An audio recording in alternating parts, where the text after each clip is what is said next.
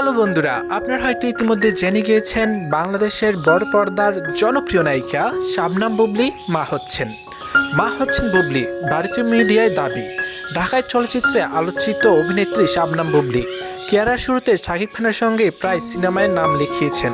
বর্তমানে গল্পে নির্ভর করে মনোযোগী তিনি। কাজের ভিড়ের মাঝে তাকে নিয়ে একটি গুঞ্জন ভরে গেছে সোশ্যাল মিডিয়াতে। তিনি নাকি মা হতে চলছেন, দাবি মূলত ভারতীয় মিডিয়া। সম্প্রতি কলকাতার দৈনন্দিন আনন্দবাজার পত্রিকায় অনলাইন ভার্সন এই খবরটি প্রকাশ করে, যেখানে বলা হয় বাংলাদেশের তারকা শাকিব খানের নিয়ে তার দুই স্ত্রী দাবি টানাটানি নতুন নয়। শাকিবকে প্রথম স্ত্রী অপু বিশ্বাস, দ্বিতীয় স্ত্রী শাবনাম বুবলী। অভিনেতার দাবি দুজনেই তার প্রাক্তন, তবে দুই পুত্র সন্তানের প্রতি কর্তব্য পালন ও বিচ্ছল শাকিব খান। সম্প্রতি দ্বিতীয় স্ত্রী শাবনাম বুবলী ও পুত্র বীরকে নিয়ে আমেরিকায় লম্বা ছুটি কাটিয়ে আসেন অভিনেতা। তারপর বুবলী প্রকাশ্যে আনলেন সমালোচনা, বুবলী নাকি অন্তঃসত্ত্বা।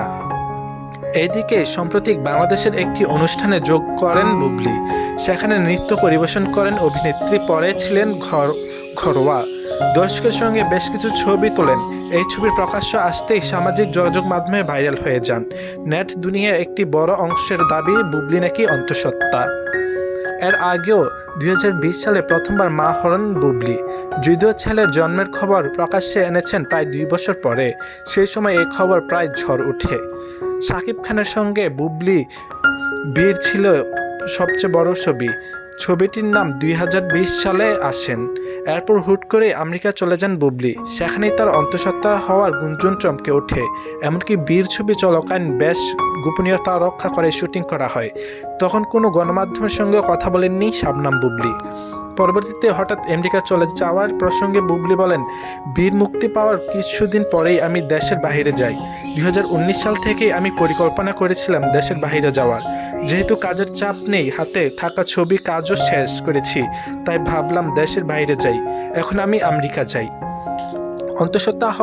অন্তঃসত্ত্বা ও সন্তানের মা হওয়ার গুঞ্জনে উড়িয়ে দিলেন বুবলী। বলেছিলেন, আসলে আমার প্রেম, বিয়ে, সংসার, সন্তান এসব নিয়ে সব সময় নানা ধরনের কথা হয়েছে। আমার কাছে মনে হয় ব্যক্তিগত বিষয় নিয়ে কথা নাই বলি। সময়ের সঙ্গে সব কিছু পরিষ্কার হবে। আমরা যারা বিনোদন অঙ্গনে কাজ করি, কাজের জন্যই সবাই আমাদের ভালোবাসে। তাই আমি চাই না ব্যক্তিগত জীবন কাজের চেয়েও বেশি ফোকাস হোক। শুরু থেকে আমি এভাবেই চলার চেষ্টা করেছি। একতরফা অনেক কিছুই শোনেন, বাছু বিচার করে ফেললেন না, যেন এমনটা করবেন না।